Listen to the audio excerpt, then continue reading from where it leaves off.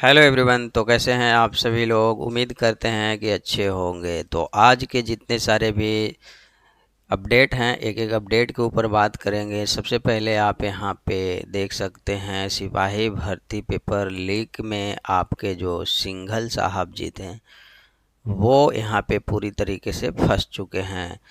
आपको पता है कि 10% पे इन्होंने जो है पेपर को उड़ाया था। सिपाही भर्ती ईओयू की एसआईटी ने जांच में एक एसके सिंघल को दोषी पाया। पेपर लीक में पूर्व डीजीपी पर कार्रवाई की सिफारिश हो चुकी है। तो इस खबर को पहले पढ़ते हैं, फिर शिक्षा विभाग के जितने सारे भी खबर हैं उसके ऊपर चलेंगे।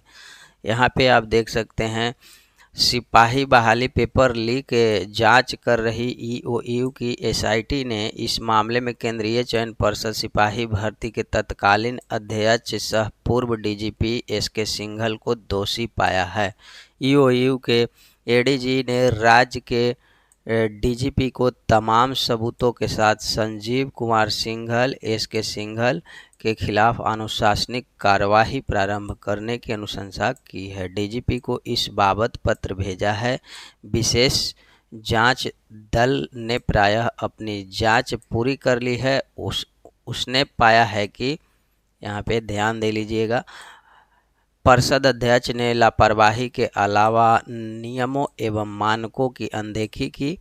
उन्होंने अपने दायित्वों का सही ढंग से निर्वहन नहीं किया, जिसकी वजह से सुनियोजित तरीके से एक संगठित आपराधिक गिरोह के स्तर से पेपर लीक की घटना को अंजाम दिया गया। हालांकि एसआईटी ने जांच में पाया कि तत्कालीन अध्यक्ष के खिलाफ आपराधिक गतिविधि से संबंधित साक्ष्य नहीं मिले हैं, परंतु दायित्व के निर्वहन में लापरवाही बरतने के कारण परीक्षा की कड़ी चेन ऑफ कस्टडी की गोपनीयता और जो है सत्यनिष्ठा को बनाए रखने के लिए निर्धारित मानकों की अनदेखी की गई। इस कारण पेपर लीक हो गया। इस वजह से इनके खिलाफ उचित कार्रवाई करने की अनुशंसा की गई है। अब तक इस अनुशंसा के मद्देनज़र डीजीपी और राज्य सरकार को अंतिम रूप से निर्णय लेना है। जांच के क्रम में एसके सिंघल ईओयू की टीम से 4 बार पूछताछ कर चुकी है। इस दौरान कई तथ्यों पर उन्हें दोषी पाया गया है। गौरतलब है कि बहाली परीक्षा की गोपनीयता, विश्वसनीयता, अखंडता और सुरक्षा की पूरी जिम्मेवारी अध्यक्ष की थी।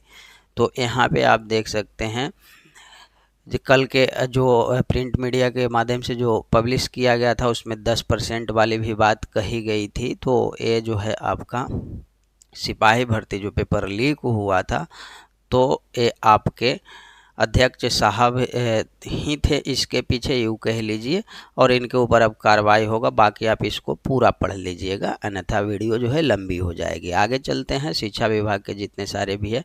अब आइए शिक्षा विभाग वाले पे हम आते हैं और थोड़ा सा इसको हम जूम आउट कर लेते हैं। चलिए, तो यहाँ पे पहले तो आप देख रहे हैं कि कार वाली मैडम से स्कूली बच्चों का नहीं हो रहा है दीदार प्यार जो भी है।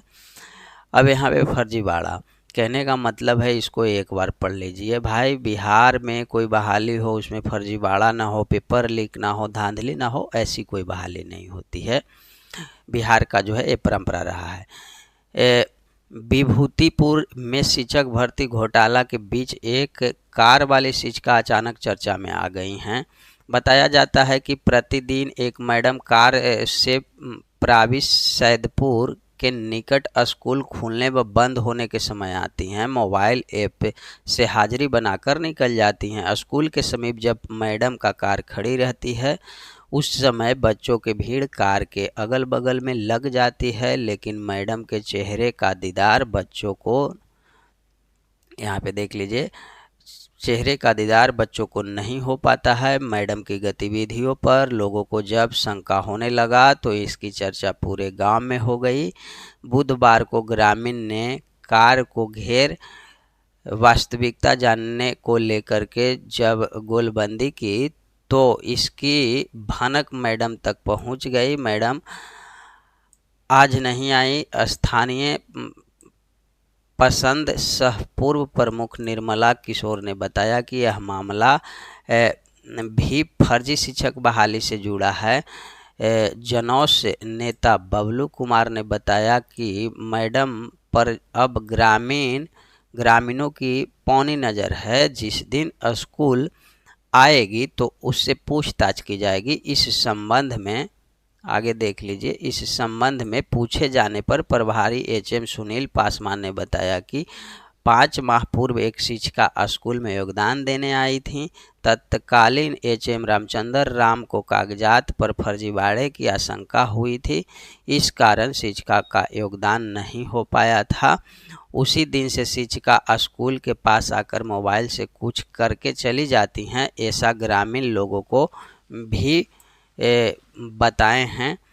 प्रभारी एचएम की माने तो उपस्थिति विवरणी में भी उसका नाम दर्ज नहीं है। दूसरी ओर बीओ कृष्णदेव महतो ने पूछे जाने पर बताया कि एक शिक्षिका की ऑनलाइन उपस्थिति का मामला उनके संज्ञान में भी आया है। उसके स्तर से मामले की जांचोपरांत कार्रवाई की जाएगी। बहरहाल सूत्रों की माने तो समस्तीपुर शहर की रहने वाली एक आर्मी की पत्नी का ऑनलाइन उपस्थिति का आधार पर वेतन का भी उठाव हो रहा है। सच्चाई जो भी हो, लेकिन शिक्षक भर्ती घोटाले के बीच कार वाली मैडम चर्चा में छा गई हैं। तो ये है बात भैया। और यहाँ और ये लोग तो बच रहे हैं कहने से। अब इसको आप पूरा पढ़ने के बाद जो है कि क्या निष्कर्ष निकालिएगा, इसमें से यही निष्कर्ष निकल करके आ रहा है कि उनको जो है वो आते हैं और अपना हाजिरी बना करके निकल लेते हैं। फर्जी जो है हाजिरी उनका सबमिट हो रहा है। और ये बड़े लेवल पर सेंधमारी चल रहा है। शिक्षा विभाग, एचएम हो गया, बीओ हो गया, डीओ हो गया, बहुत सारे जगह पे ये लोग घूसखोर हैं। और अभी तक जो है बहुत सारे ऐसे फर्जी शिक्षक हैं जिनको अभी तक उनको पेमेंट मिल रहा है, कार्य करवाए जा रहे हैं। अब एक और बात है भाई, एक ही विवि से संदिग्ध शिक्षकों की डिग्री, यानी कि एक ही विश्वविद्यालय से, इसको पढ़ लीजिएगा। शिक्षक नियुक्ति फर्जीवाड़ा से संबंधित है। विभूतिपुर, अब यहीं पे देख लीजिए, विभूतिपुर में शिक्षक बहाली में एक फर्जीवाड़ा के मामले में अब यह खुलासा हुआ है कि कई संदिग्ध शिक्षकों की डीएलएड की डिग्री एक ही बीबी की है। विभूतिपुर में ऐसे 5 संदिग्ध शिक्षकों के डीएलएड प्रशिक्षण डिग्री एक ही यूनिवर्सिटी का है, जिसमें मध्य विद्यालय समर्था में नवनियुक्त टीआरई 1 के तहत बहाल शिक्षक अमरजीत कुमार, पंकज कुमार, ये सारे लोग हैं। शिवानी इंदु कुमारी प्राथमिक विद्यालय, नवटोलिया की शिल्पा कुमारी प्राथमिक विद्यालय, ये सारा कुछ इनका नाम दिया हुआ है। बताया जा रहा है कि वैसे मीडिया में खबर आते ही फर्जी बहाल सभी 5 सितंबर के बाद से विद्यालय से फरार हैं। इन सभी संदिग्ध शिक्षकों का सभी प्रमाण पत्र एवं बहाली प्रक्रिया की जांच चल रही है। तो देख लिया भैया, यहाँ पे पर डे जो है कुछ ना कुछ शिक्षक भर्ती घोटाला को लेकर के आ रहा है। और मैं आप तमाम जितने भी अभ्यर्थी हैं, शिक्षकगण हैं, अगर आपको वाकई में लगता है कि क्वालिटी एजुकेशन हो बिहार में, तो टीआरई 2 में भी आप लोग कम से कम इसको लेकर के ज़रूर जो है विभाग को अवगत कराइए कि ओएमआर से मैच करवाइए किनका किनका जो है, जो लोग कट ऑफ में आए थे। क्योंकि ये भी एक बड़े स्तर पे खेल हुआ था कि डायरेक्ट उनका पीडीएफ में रिजल्ट आया था। आज भी वो जो है फेल ही हैं और उनका जो है मेरिट बना दिया गया है। तो ऐसे कम से कम आपको 10 से 15 हज़ार के बीच जो है अभ्यर्थी दिखेंगे जिनका डायरेक्ट रिजल्ट मिला है टीआरई 2 में। उनका कट ऑफ तक वो क्रॉस नहीं किए हैं और ये रैकेट जो है बड़े पैमाने पे चला है। बाकी यहाँ पे आपका बदलाव होने वाला है, इसके बारे में भी आप जान लीजिए। नई राष्ट्रीय शिक्षा नीति के अनुसार स्कूलों के लिए एससीईआरटी डिजाइन कर रही है नया सिलेबस, यानी कि आपका राज्य स्तरीय जो सिलेबस है वो अब डिजाइन हो रहा है। 2026 तक जो है लागू करने की तैयारी चल रहा है। शिक्षा विभाग लेगा अंतिम निर्णय, 12वीं तक बनाने की तैयारी, यानी कि सिलेबस जो है 2026 तक आपको बदला हुआ देखने को मिलेगा बिहार में।